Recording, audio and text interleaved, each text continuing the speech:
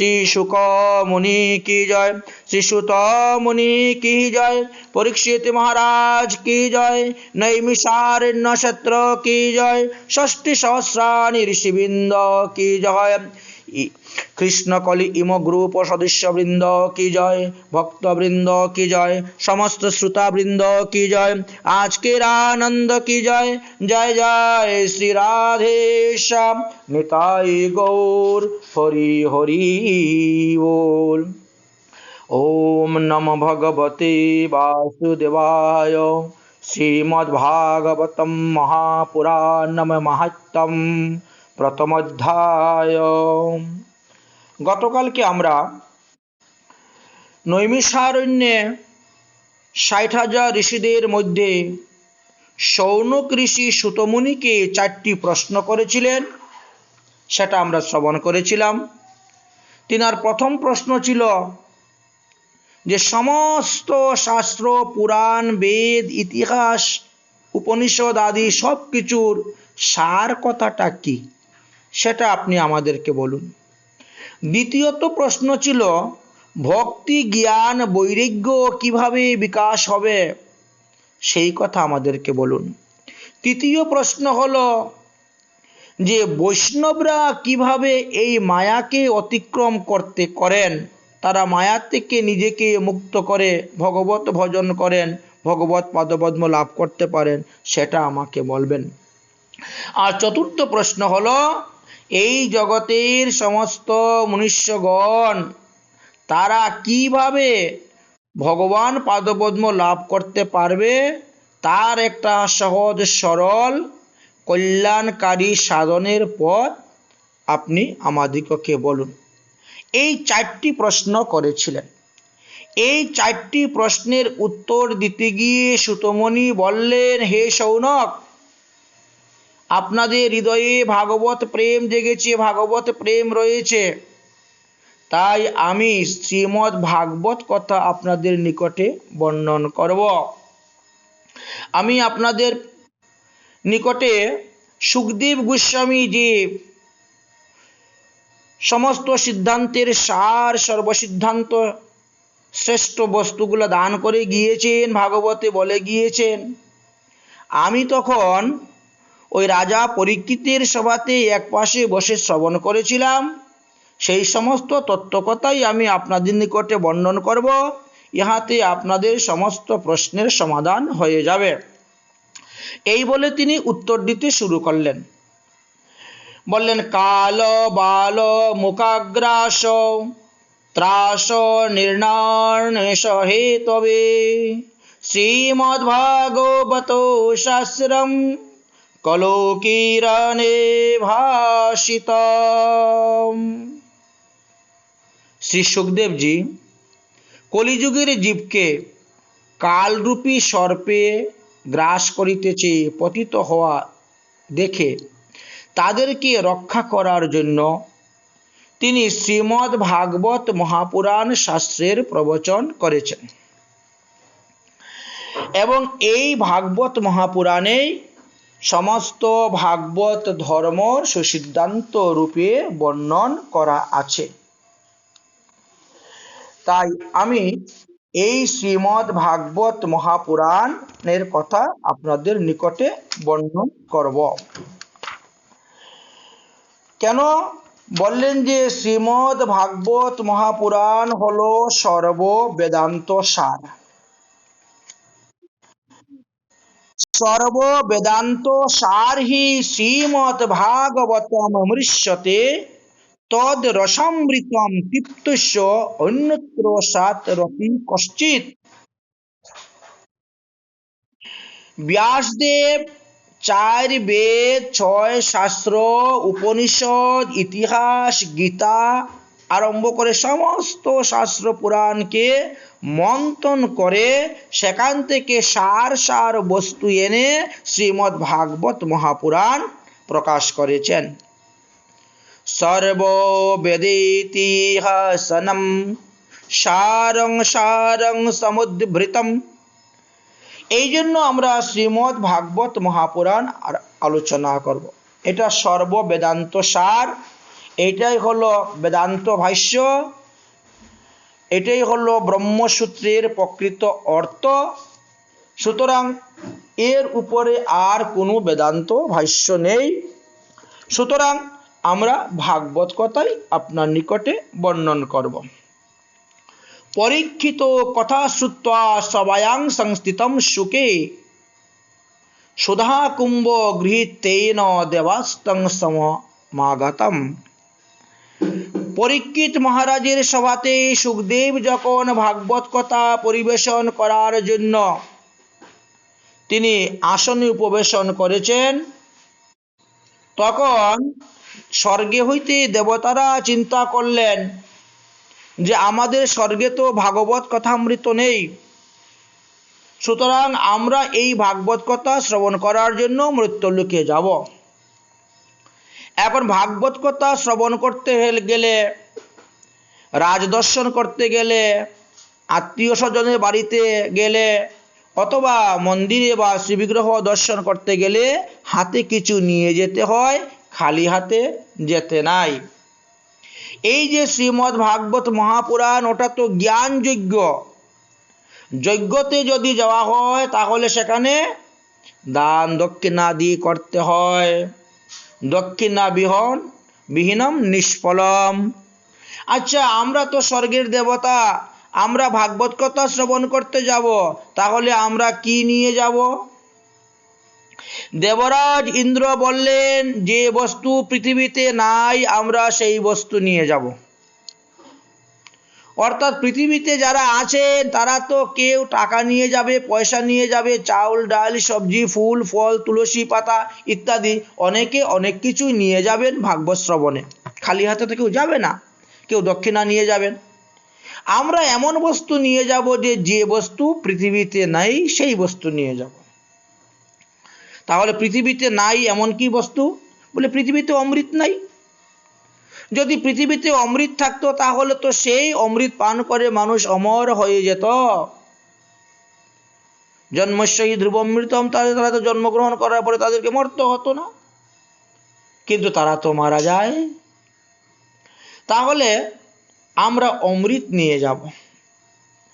দেবতারা এই রকম যুক্তি করে তারা অমৃতের কলস নিয়ে পরীক্ষিত মহারাজের সভাতে এসে উপস্থিত হলেন।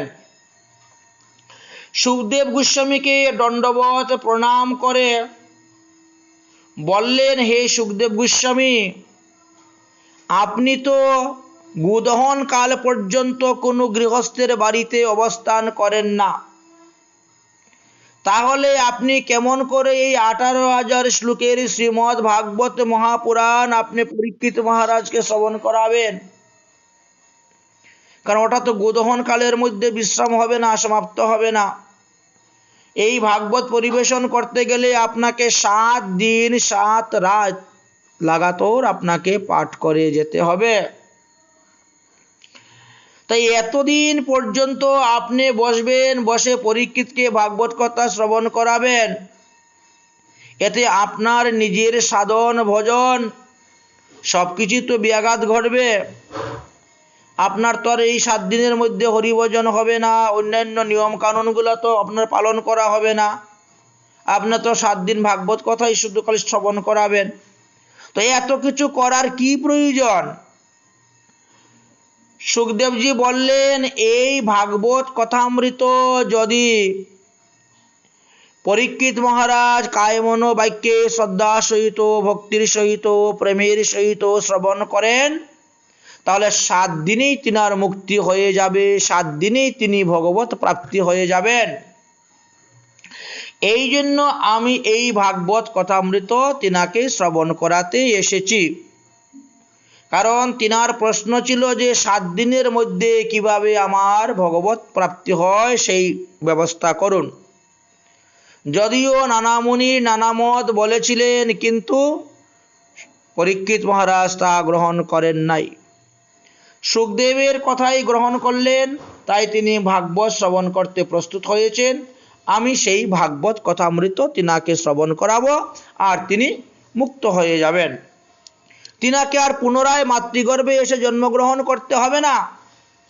যদিও গীতাতে বলেছেন জন্মস্য হি ধ্রুবমৃতম, ধ্রুবমৃত জন্মস্য, যারা মারা যাবে তারা আবার কেউ কেউ এসে পৃথিবীতে জন্মগ্রহণ করতে হয় তাদের কর্ম অনুসারে।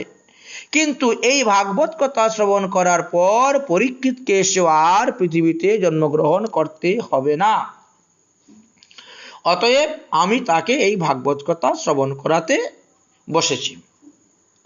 তখন দেবতারা বললেন যে আপনি এত কষ্ট করে তিনাকে ভাগবত কথা শ্রবণ করাবেন অমর করার জন্য, দেখুন আমরা অমৃতের কলস নিয়ে এসেছি, এই অমৃতের কলস আপনি নিয়ে পরীক্ষিতকে পান করিয়ে দেন, আর ভাগবত কথামৃতটা আমাদেরকে দিয়ে দেন, ওটা আমরা স্বর্গে নিয়ে চলে যাব আর ওখানে বসে আমরা আস্বাদন করব। সুখদেব মনে মনে চিন্তা করলেন কি ব্যাপার, এরা তো দেখি আমার সঙ্গে বিনিময় করতে আসছে, একটা বস্তু আমাকে দিবে আর একটা বস্তু তারা আমার কাছ থেকে নিয়ে যাবে। যদি কেউ স্বেচ্ছায় বিনিময় করতে আসে তারা কি করে, তারা কম দামের বস্তু দিয়ে বেশি দামের বস্তু নিয়ে যায় এবং বিনিময়ে যাতে সুধার আজ্ঞা প্রপ্রিয়তাম। পরচিন্তার মধ্যে পড়ে গেলেন। প্রশাস্যমো বয়ং সর্বে শ্রীমদ্ ভাগবত কথামৃতম। বড় আশ্চর্য কথা। তিনি চিন্তা করলেন তাহলে সমুদ্র মন্থন থেকে উক্ষিত যে অমৃত আর শ্রীমদ্ ভাগবত কথামৃত, এই দুই অমৃতের মধ্যে পার্থক্যটা কি, একটু ভালো করে তিনি বিচার করতে শুরু করলেন। বিচার করার পরে তিনি দেখলেন সর্বনাশ, দেবতাদের কথায় যদি আমি রাজি হয়ে যেতাম তাহলে সর্বনাশ হয়ে যেত। কেন? সুখদেব গোস্বামী বিচার করে দেখলেন কো সুদা কো কথা লোকে কো কাচোষ মণিমহান ব্রহ্ম রাতো বিচার জীবং স্তদা দেবাজ্ঞ হাসহ। সর্বনাশ, এরা তো আমাকে কাজ দিয়ে এরা মণি নিয়ে চলে যাচ্ছে, পরশমণি, কাঁচ দিয়ে পরশমণি নেওয়ার জন্য এসেছে। কোথায় সমুদ্র মন্থনের সুধা আর কোথায় ভাগবত কথা অমৃত? কেন বলে সমুদ্র মন্থনের যে অমৃত, সমুদ্র মন্থনের অমৃত পান করলে পরে মাত্র ব্রহ্মার একদিন পর্যন্ত জীবিত থাকা যাবে, মাত্র ব্রহ্মার একদিন পর্যন্ত জীবিত থাকা যায় এই অমৃত পান করলে। আর যদি কেউ শ্রীমদ্ ভাগবত কথামৃত পান করতে পারেন তাহলে শত শত ব্রহ্মার যদি পতন হয়ে যায়, ব্রহ্মা তথাপিও যিনি ভাগবত কথা শ্রবণ করবেন তার পতন হবে না। সুতরাং কাঁচ দিয়ে পরশমণি মহামণি নিয়ে যাওয়ার জন্য দেবতারা আসছে, এরা বড়ই স্বার্থপর, তারা আমার কাছে বিনিময় করতে এসেছে, আমি তাদেরকে ভাগবত কথা দিব না। অভক্তাংশ স্তাংশ্চ বিজ্ঞায় ন দদৌষ কথামৃতম শ্রীমদ্ভাগবতী বার্তা সুরনামপি দুর্লভা। বললেন হে দেবতা গণ, তোমাদের হৃদয়ে ভক্তি নাই, তোমরা ভক্তিহীন, অতএব ভাগবত কথা শ্রবণে তোমাদের কোনো অধিকার নাই। যাও, তোমরা স্বর্গে ফিরে চলে যাও, তোমাদেরকে আমি ভাগবত কথা অমৃত দিব না। দেবতারা নিরাশ হয়ে চলে গেলেন। এই স্থানে সিদ্ধান্ত করলেন যে দেখেন, ভাগবতের কথা শ্রবণের অধিকার দেবতারাও লাভ করতে পারেন নাই, অথচ সুখদেব কৃপা করে আমাদের এই মনুষ্য জগতে জীবের কল্যাণের জন্য ভাগবত কথা দিয়ে গেলেন। যে বস্তু দেবতাদের কাছে অত্যন্ত দুর্লভ, সেই বস্তু সুলভ করে আমাদিগকে দিয়ে গেলেন। সুতমুনি বলছেন, হে শৌনক, পুরাকালে শ্রীমদ্ ভাগবত শ্রবণে মহারাজ পরীক্ষিতকে মোক্ষ লাভ করতে দেখে ব্রহ্মাও বিস্মিত হয়ে গিয়েছিলেন। তাই তিনি সত্যলোকের সকল প্রকার সাধনকে ওজনে বিচার করেছিলেন। অন্যান্য যত সাধন ভজন আছে সব কিছু একদিকে তুলেছেন, যত শাস্ত্র পুরাণ বেদাদি আছে, আর একদিকে শ্রীমদ্ ভাগবত মাহাত্ম্য তুললেন। ওজন করে দেখলেন যে ভাগবতের ওজনটাই বেশি। তাই দেখে সেই সময়ে তখনকার মুনি ঋষিরাও সকল চমকে উঠেছিলেন। তাই তারা সিদ্ধান্ত করলেন যে এই কলিযুগে শ্রীমদ্ ভাগবত মহাপুরাণ হলো সর্বশ্রেষ্ঠ। এই ভাগবত স্বরূপ ভাগবত শাস্ত্রই পাঠ বা শ্রবণ জীবের মুক্তির একমাত্র কারণ, মোক্ষ প্রাপ্তির কারণ হইবে। এই কথা কলিযুগ পাবন অবতার শ্রী শ্রী গৌরাঙ্গ মহাপ্রভুও বলে গিয়েছেন এবং তিনি স্বয়ং দেখিয়ে দিয়ে গেছেন। মহাপ্রভু যখন বাল্যকাল ছিলেন, নামকরণের সময় জগন্নাথ মিশ্র সচিমাতা একদিকে ধান চাউল, একদিকে খই চিরা মুড়ি লাড্ডু মিষ্টি, একদিকে গীতা ভাগবত মহাপুরাণ আদি, একদিকে সোনা রূপা আদি সপ্তধাতু সব কিছু রেখেছেন। রেখে বলছেন, নিমাই, তোমার যেটা ভালো লাগে যাও সেটাকেই তুমি স্পর্শ করো।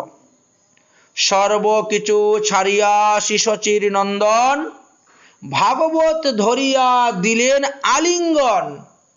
তাই শ্রীমৎ মহাপ্রভু নামকরণের সময়ই প্রতিপাদন করে গেলেন যে হে কলিহত জীব, তোমাদের একমাত্র কর্তব্য হলো শ্রীমদ্ ভাগবত মহাপুরাণ শ্রবণ পঠনম কীর্তনম।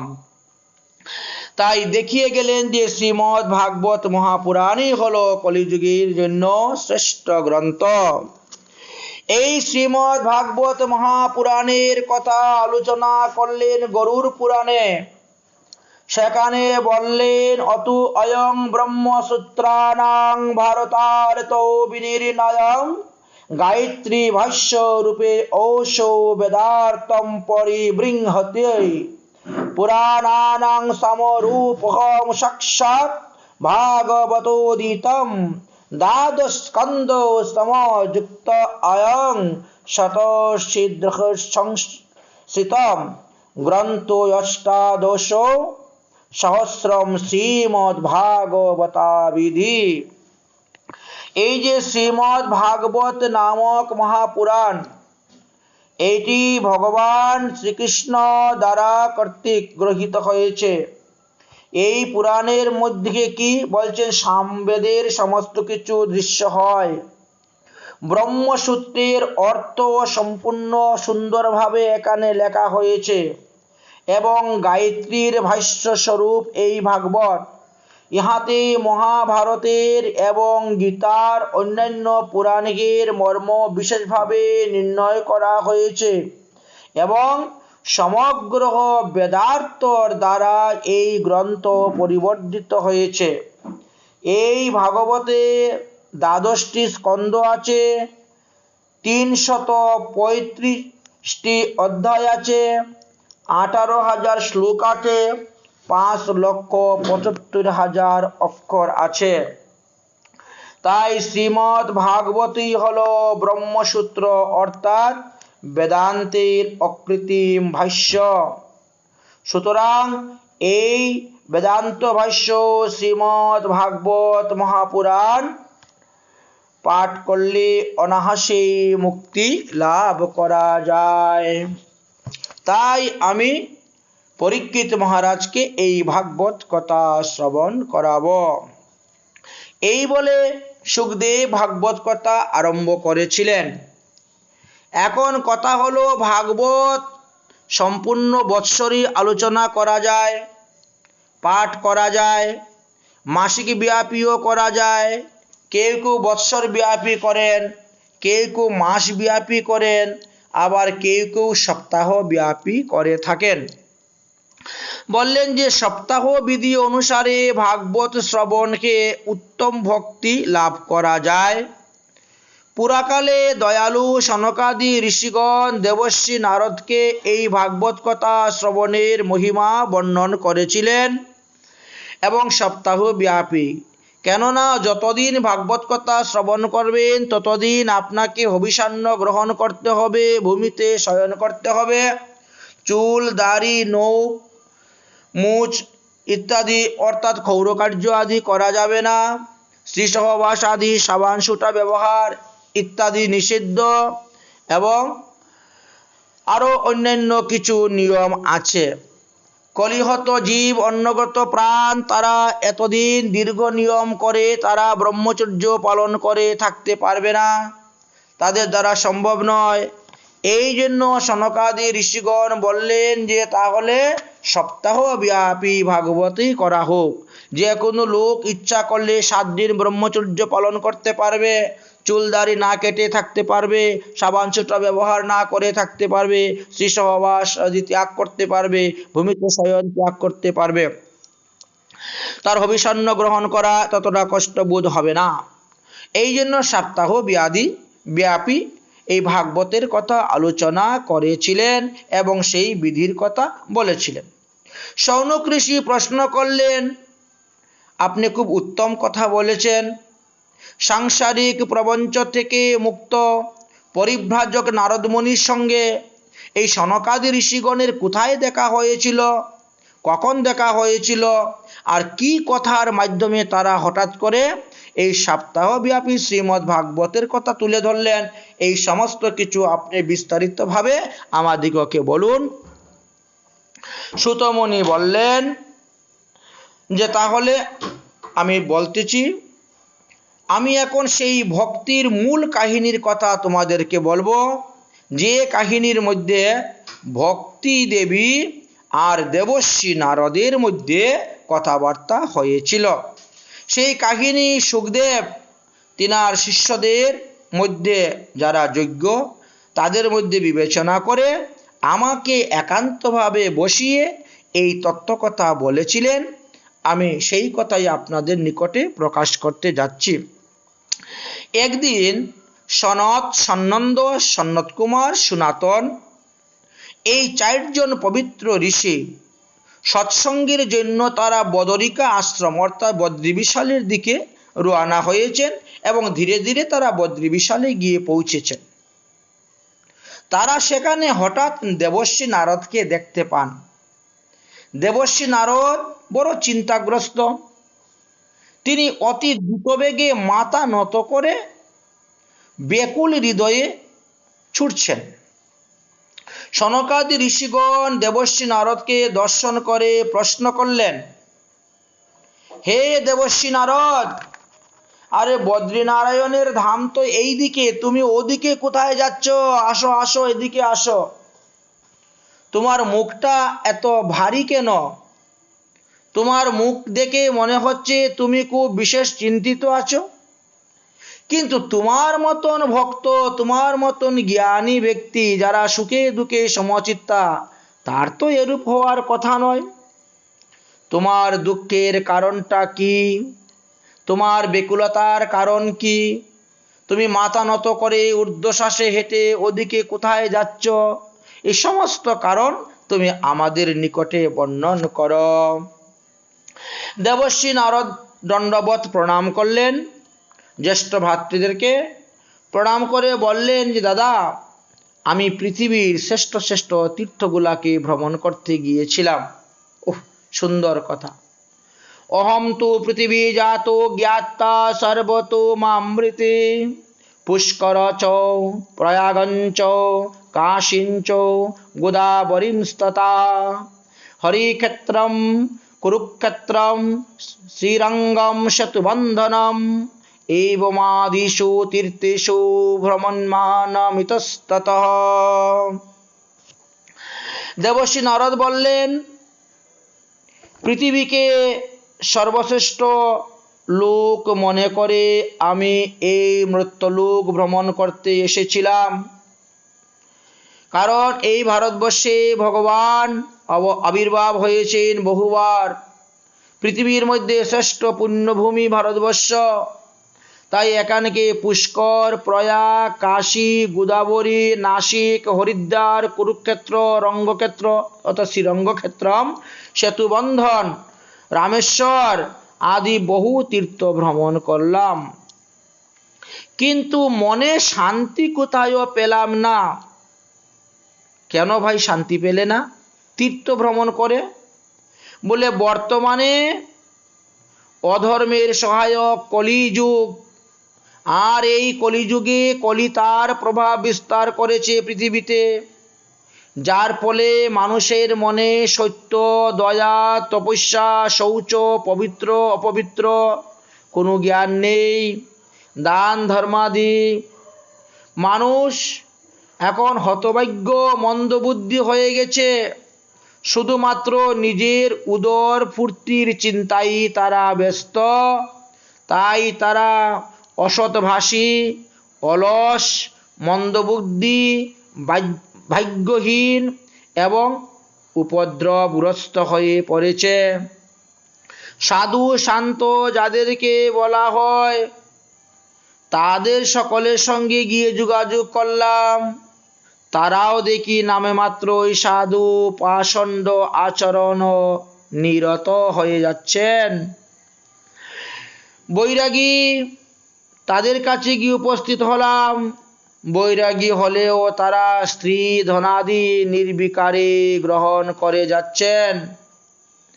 বাড়িতে স্ত্রীদের রাজত্ব, শালা সম্বন্ধীকের পরামর্শ নিয়ে তারা চলে, মাতা পিতার ধার ধারে না। লোকেরা সব লোভে পড়ে নিজের কন্যাকে পর্যন্ত বিক্রি করে দিচ্ছে। স্ত্রী পুরুষের মধ্যে সর্বত্র কলহ। মহাত্মাদের আশ্রম, তীর্থস্থান, পবিত্র নদী সবগুলাকে দখল করে বসেছে বিধর্মী যবনেরা। ওরা সব দুর্বৃত্ত। বহু দেবালয় এরা ধ্বংস করেছে। বর্তমানে পৃথিবীতে না আছে কোনো যোগী, না আছে কোনো সিদ্ধ পুরুষ। আমার এরকমই মনে হয়েছে ভ্রমণ করতে করতে। কারণ আমি যেখানে যাচ্ছি সেখানেই ঠকে যাচ্ছি।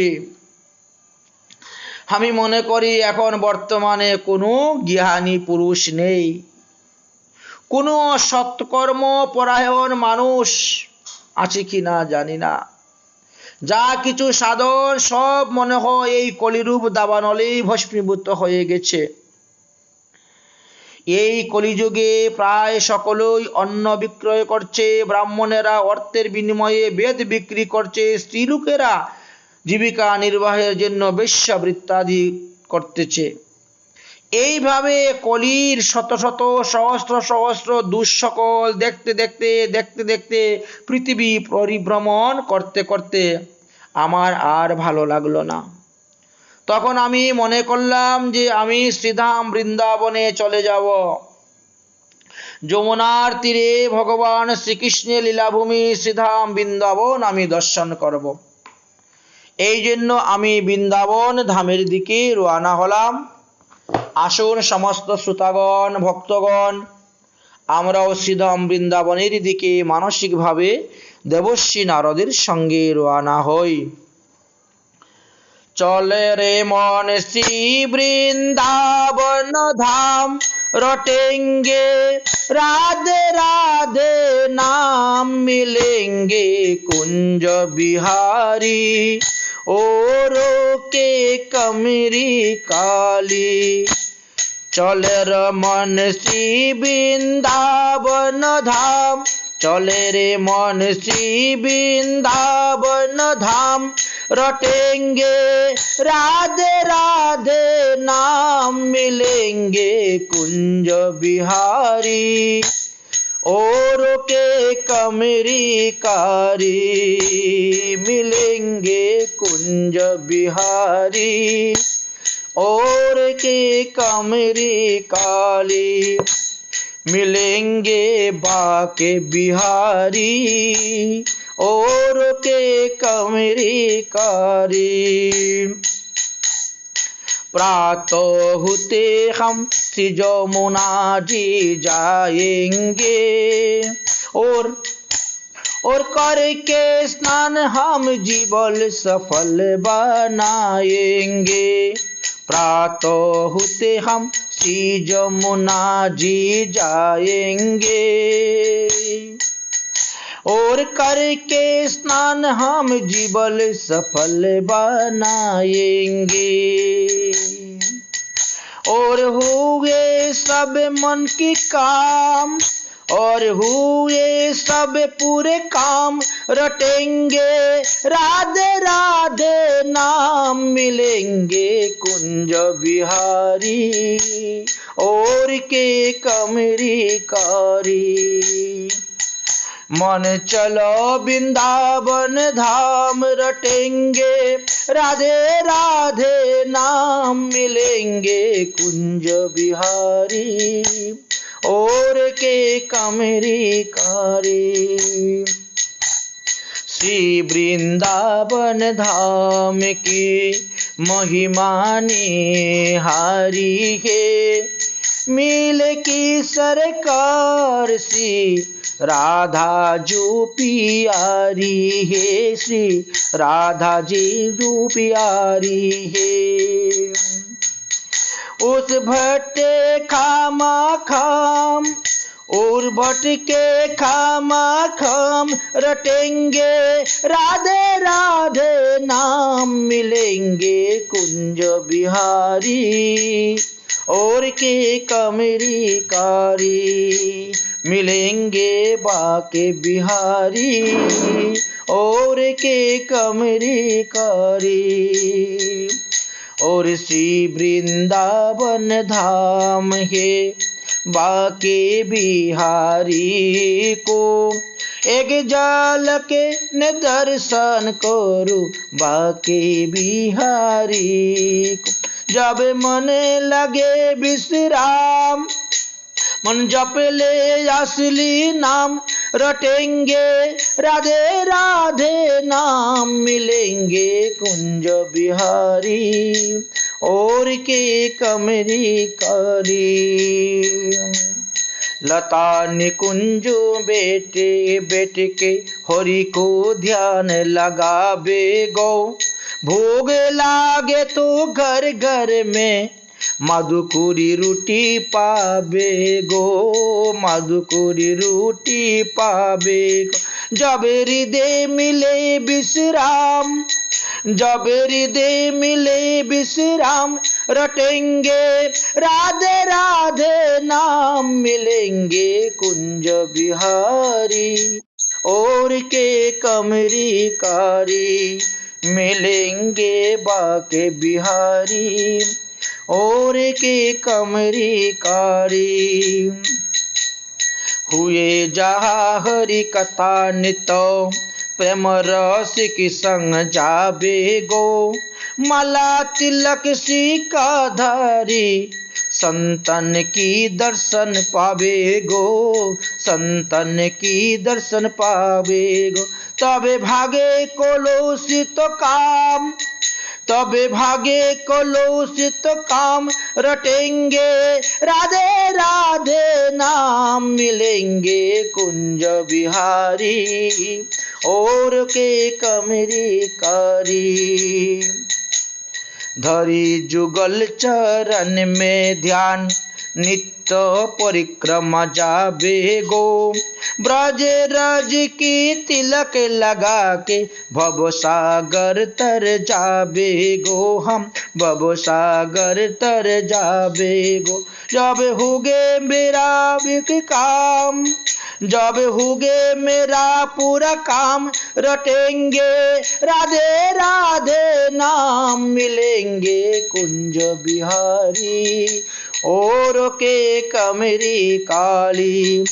चल रे मन श्री वृंदावन धाम, रटेंगे राधे राधे नाम, मिलेंगे कुंज बिहारी और के कमरी कारी।